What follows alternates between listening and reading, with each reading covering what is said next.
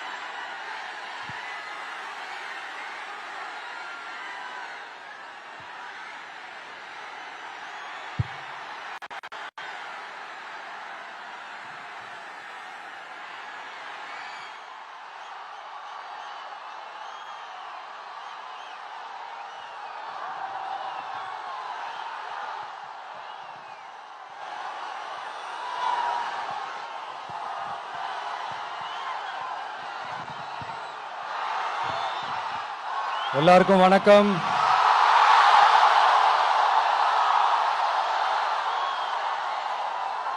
எல்லாரும் எப்படி இருக்கீங்க? சாப்பிட்டீங்களா?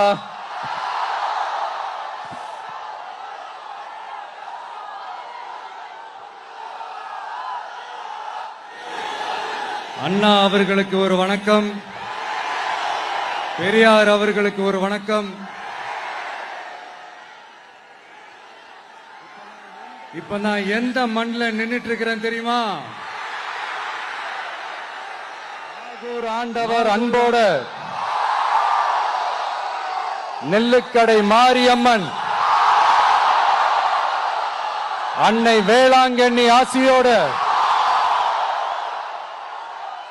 கடல் தாய் மடியில் இருக்கிற என் மனசுக்கு ரொம்ப நெருக்கமான நாகப்பட்டினம் மண்ணில் இருந்து நின்று பேசிட்டு இருக்கிறேன். என் நெஞ்சில் குடியிருக்கும்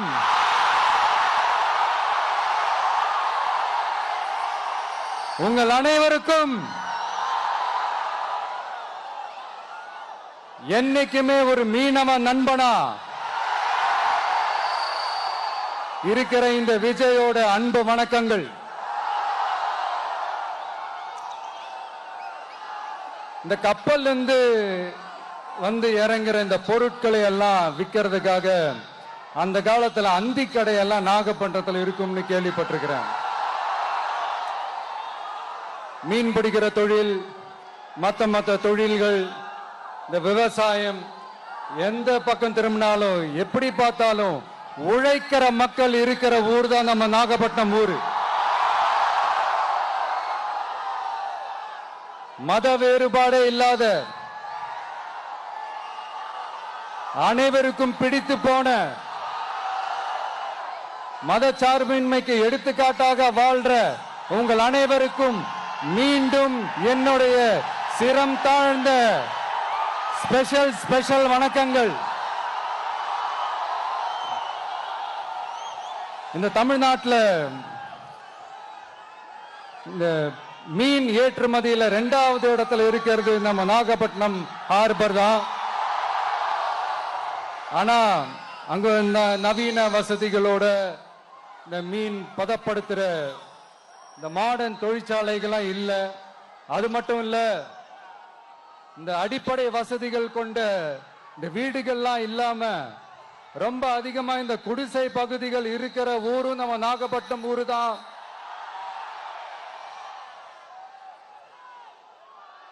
இந்த முன்னேற்றத்திற்கெல்லாம் எங்கள் ஆட்சி தான் சாட்சி. அப்படி இப்படின்ட்டு இந்த அடுக்குமொழியில பேசி அது நம்ம கேட்டு காதுல இருந்து ரத்தம் வந்ததான் மிச்சம். இவங்க ஆண்டது பத்தாதா? இப்படி தவிக்கிறாங்களே நம்ம மக்கள், அது பத்தாதா?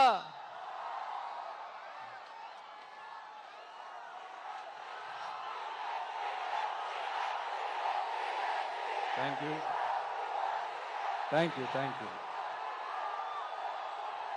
இந்த இலங்கை கடற்படையால நம்ம மீனவர்கள் தாக்கப்படுறதையும் அதுக்கான காரணத்தை பத்தியும் அதுக்கான தீர்வை பத்தியும் நான் மதுரை மாநாட்டிலே நான் பேசியிருந்தேன். அது ஒரு தப்பா? மீனவர்களுக்காக குரல் கொடுக்கறதும் அவங்களோட நிக்கிறதும் நம்மளுடைய கடமை, நம்மளுடைய உரிமை.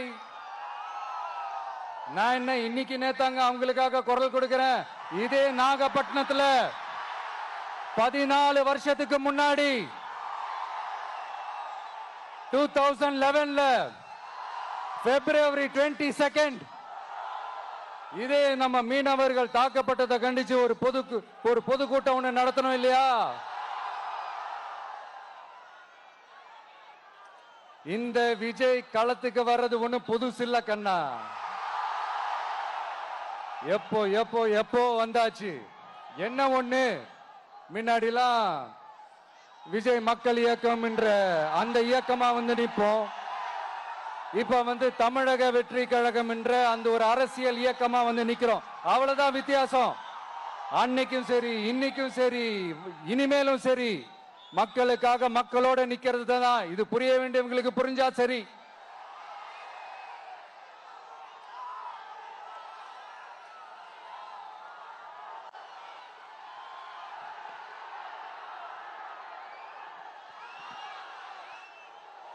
மீனவர்களுக்காக குரல் கொடுக்கிற இதே சமயத்துல நம்ம தொப்புள் கொடி உறவுகளான ஈழத் தமிழர்கள்,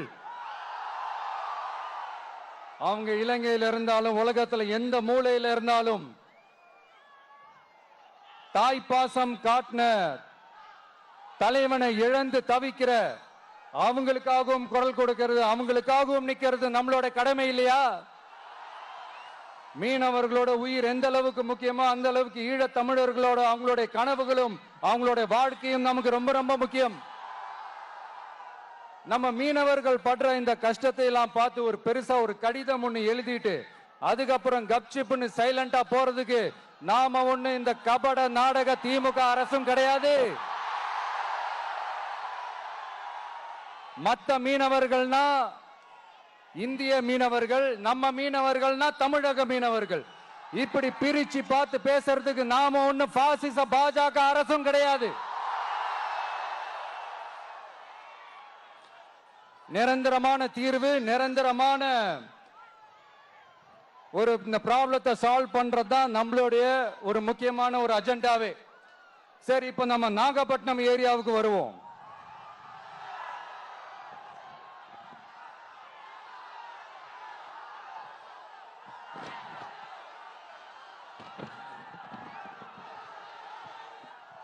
இங்க இருக்கிற மண் வளத்தை பாதிக்கிற இறால் பண்ணைகளை முறைப்படுத்தணும். அப்பதான் மீனவர்களோட வாழ்வாதாரமும் விவசாயிகளோட வாழ்க்கையும் பாதிக்காம இருக்கும். கடலோர கிராமங்கள்ல மீன் அரிப்புல இருந்து பாதுகாக்கிற அலையாத்தி காடுகளை அழிக்கிறத பத்தி தடுத்து நிறுத்தி அதுக்கு ஒரு வழி பண்ண வேண்டிய அரசாங்கத்துக்கு இதை விட ஒரு முக்கியமான ஒரு வேலை ஒண்ணு இருக்கு. அது என்ன தெரியுமா? சொந்த குடும்பத்தோட வளர்ச்சியும் சொந்த குடும்பத்தோட சுயநலமும் தான் அந்த முக்கியமான வேலை. இங்க இருக்கிற மக்களுக்கு குடிக்க தண்ணி இல்லாம தவிக்கிறாங்க. அதுக்கு தீர்வா காவிரி தண்ணியை கொண்டு வரலாம், மக்களோட தாகத்தை தீர்க்க. கொண்டு வந்தாங்களா? இவ்வளவு பாரம்பரிய கடல் சார்ந்த ஊர்ல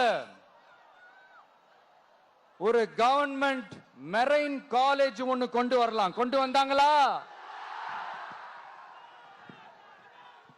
மீன் சம்பந்தமான எந்த தொழிற்சாலையும் அமைச்சாங்களா? அட்லீஸ்ட் நிறைய பேருக்கு வேலை வாய்ப்பு கிடைக்கிற மாதிரி தொழில் வளர்த்தியாவது பெருக்கலாம், அதையாவது செஞ்சாங்களா? ஆனா ஒவ்வொரு டைமும் வெளிநாட்டுக்கு டூர் போயிட்டு வர்றப்பெல்லாம் அத்தனை கோடி முதலீடு, இத்தனை கோடி முதலீடுன்னு சிஎம் அவர்கள் சிரிச்சுக்கிட்டே சொல்லுவாரு. சிஎம் சார், மனசை தொட்டு சொல்லுங்க,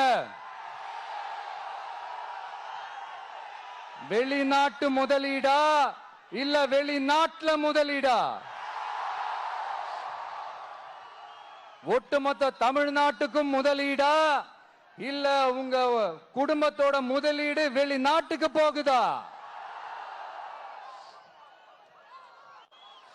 வேளாங்கண்ணி, நாகூர், கோடியக்கரைன்னு இங்க இருக்கிற டூரிஸ்ட் பிளேஸ் எல்லாம் கொஞ்சம் நல்லா டெவலப் பண்ணலாம். பண்ண என்ன குறைஞ்சா போயிடுவீங்க? வேதாரண்யம் பகுதியில் உப்பு ஏற்றுமதி செய்யறதுக்கு வசதியை செஞ்சு கொடுக்கலாம். செஞ்சாங்களா? நாகூர் ஆண்டவர் அரசு மருத்துவமனையில பிரசவம் பார்க்கிற டாக்டரே இல்லையா? நாகப்பட்டினம் புது பஸ் ஸ்டாண்டையாவது சுத்தமா சுகாதாரமா வச்சுக்கிறாங்களா? நாகப்பட்டினம் ரயில்வே ஸ்டேஷன் வேலைகளை சீக்கிரமா முடிச்சு வைக்கலாம், அதையாவது செஞ்சாங்களா? இங்க ஏற்கனவே இருந்த ஸ்டீல் ரோலிங் மில்லையும் ரயில் பெட்டி தயாரிக்கிற தொழிற்சாலை மூடிட்டாங்க. அத மறுபடியும் திறந்தா நிறைய பேருக்கு வேலை வாய்ப்புகள் கிடைக்கும். ஏன் அதை பத்தி யோசிக்கல? மேலக்கோட்டை வாசல் NH மேம்பாலம் கட்டி 50 வருஷம் ஆச்சு, அது சரியா மேம்படுத்தலாம், அதை செஞ்சாங்களா? Thanjavur to Nagapattinam NH road வேலை பல வருஷமா நடக்குது, இன்னும் முடிச்ச பாடே காணும், அதை வேகப்படுத்தி முடிச்சிருக்கலாம், அதையாவது செஞ்சாங்களா? ரொம்ப முக்கியமா நெல்லு மூட்டையெல்லாம் மழை காலத்துல வெள்ளத்துல நனைஞ்சு நம்ம விவசாயிங்க எவ்வளவு வேதனைப்படுறாங்க. அதுக்கு சரியான ஒரு குடவுன் கட்டி தரலாம், அதையாவது கட்டி தந்தாங்களா? எலெக்ஷனுக்கு முன்னாடி திமுக காரங்க வந்து செய்வோம் செய்வோம் செய்வோம் செய்வோம்னு சொன்னாங்களே, செஞ்சாங்களா? இதெல்லாம் எதுவுமே செய்யாம எல்லாத்தையும் செஞ்ச மாதிரியே அதையும் பெரியமையா வேற சொல்லுவாங்க இவங்க. நான் வந்து போன வாரம் திருச்சிக்கும் அரியலூர் மாவட்டத்துக்கும் போய் நம்ம மக்களை சந்திக்க போயிருந்தேன். அப்போ பெரம்பலூரும் போக வேண்டியது.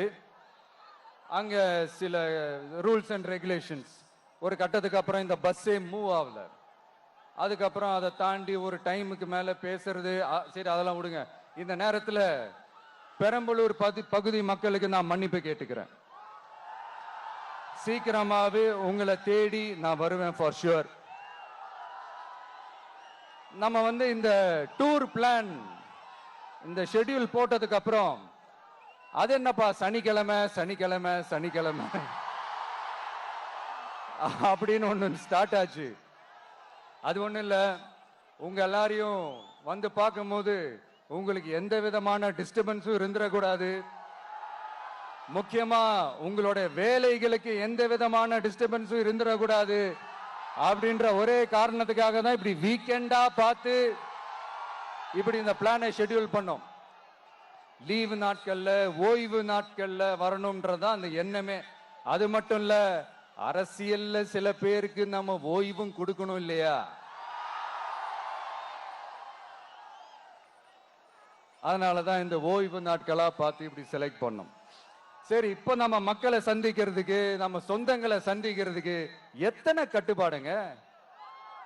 அந்த இடத்துல பர்மிஷன் இல்ல, இந்த இடத்துல பர்மிஷன் இல்ல. ஆனா அதுக்கான காரணங்கள்லாம் நீங்க கேட்டீங்கன்னா சொத்தையான காரணமா இருக்கும். அங்க பேசக்கூடாது, இங்க பேசக்கூடாது, 5 நிமிஷம் தான் பேசணும், 10 நிமிஷம் தான் பேசணும். நான் பேசுறதே 3 நிமிஷம் தான். அதுலயும் அது பேசக்கூடாது, இதை பேசக்கூடாதுன்னு சொன்னா அப்புறம் தான் எதை தான் பேசுறது. அரியலூர்ல போனப்போ நான் கரெக்டா அந்த ஊருக்கு போறதுக்கு முன்னாடி ஒரு அந்த ஏரியாலேயே அந்த பவர் கட்டு.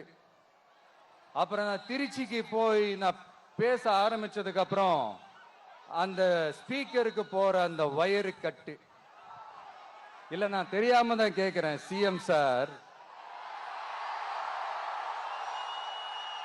ஃபார் எக்ஸாம்பிள், இப்ப ஒரு RSS தலைவர் இங்க வராருன்னு வச்சுக்கோங்க, இல்ல நம்ம பிரதமர் மோடிஜி அவர்களோ இல்ல உள்துறை அமைச்சரோ இங்க வராருன்னு வச்சுக்கோங்க.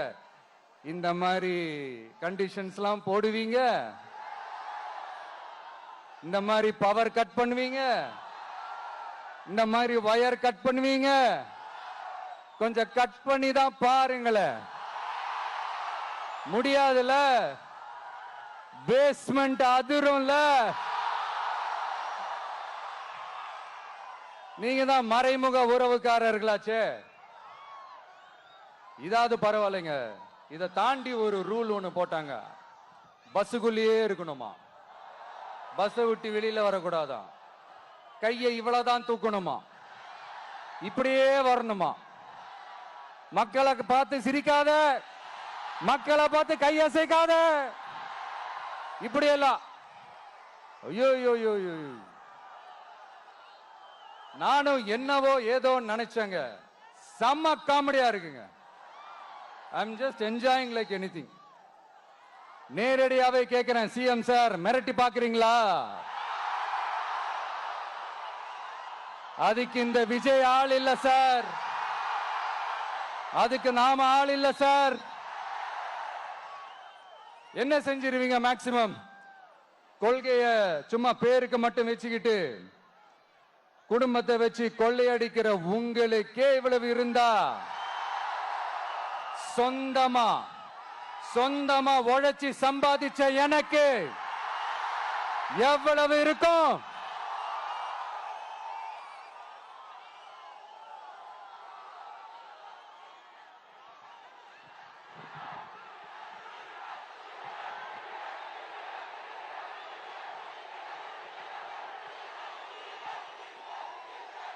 தேங்க்யூ நண்பா. என்ன நாங்க பெருசா கேட்டுட்டோம்? மக்கள் நிம்மதியா ஃப்ரீயா நின்னு பார்க்கிறதுக்கு ஒரு இடம், அதை நாங்க தேர்வு செஞ்சு அதுக்கு பர்மிஷன் கேட்கிறோம். ஆனா நீங்க என்ன பண்றீங்க? அந்த இடத்தையெல்லாம் விட்டுட்டு நெருக்கடியோட, மக்கள் நெருக்கடியோட எங்கெல்லாம் நிப்பாங்களோ அந்த இடமா பார்த்து செலக்ட் பண்ணி தரீங்க. உங்க எண்ணம் தான் என்ன சார்? நான் அவங்கள பார்க்க கூடாது, அவங்களோட பேசக்கூடாது, அவங்க குறைகளை கேட்க கூடாது, அவங்களுக்காக குரல் கொடுக்க கூடாது, என்னதான் சார் உங்க எண்ணம்? சரிங்க சார், ஒரு அரசியல் தலைவன் அப்படின்றதெல்லாம் மறந்துருங்க. ஒரு சாதாரண ஒரு தமிழ்நாட்டு மண்ணோட ஒரு மகனா, ஒரு நம்ம தமிழ் மக்களுடைய ஒரு சொந்தக்காரனா, என் மக்களை, என் குடும்பத்தை, என் சொந்தங்களை நான் பார்க்க போனா என்ன பண்ணுவீங்க? அப்பவும் தடை போடுவீங்களா? வேணாம் சார். இந்த அடுக்குமுறை, இந்த அராஜக அரசியல்லாம் வேணாம் சார். நாம ஒண்ணு இங்க தனியால் இல்லைங்க சார், மாபெரும் மக்கள் சக்தியோட பிரதிநிதிங்க சார், மாபெரும் பெண்கள் சக்தியோட சகோதரன் சார், மாபெரும் இளைஞர் இயக்கமா இருக்கிறோம் சார். மறுபடியும் சொல்றேன், 2026 ரெண்டு பேருக்கு நடுவுல தான் போட்டியே. ஒண்ணு இன்னொன்னு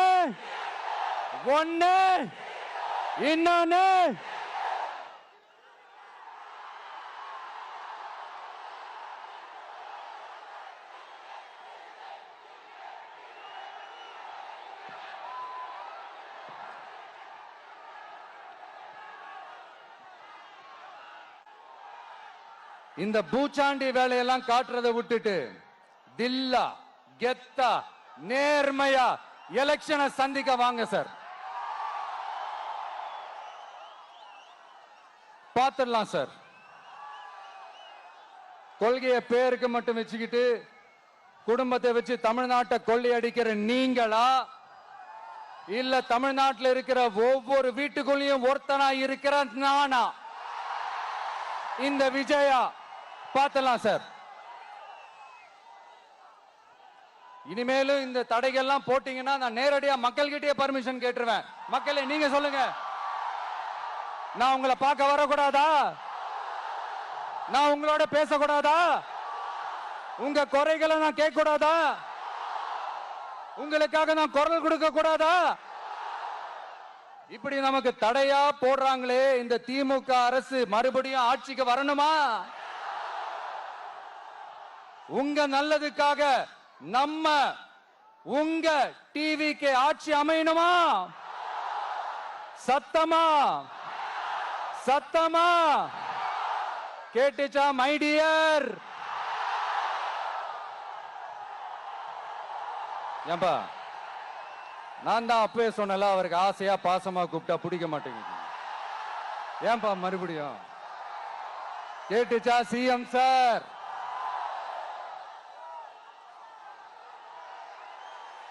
இந்த போர் முழக்கம் உங்களை ஒரு நிமிஷம் கூட தூங்க விடாது, துரத்திக்கிட்டே வரும்.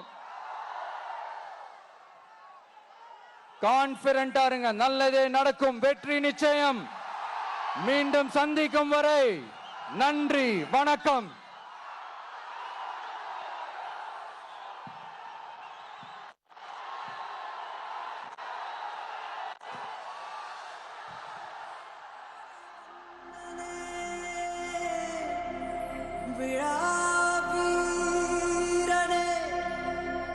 தனியா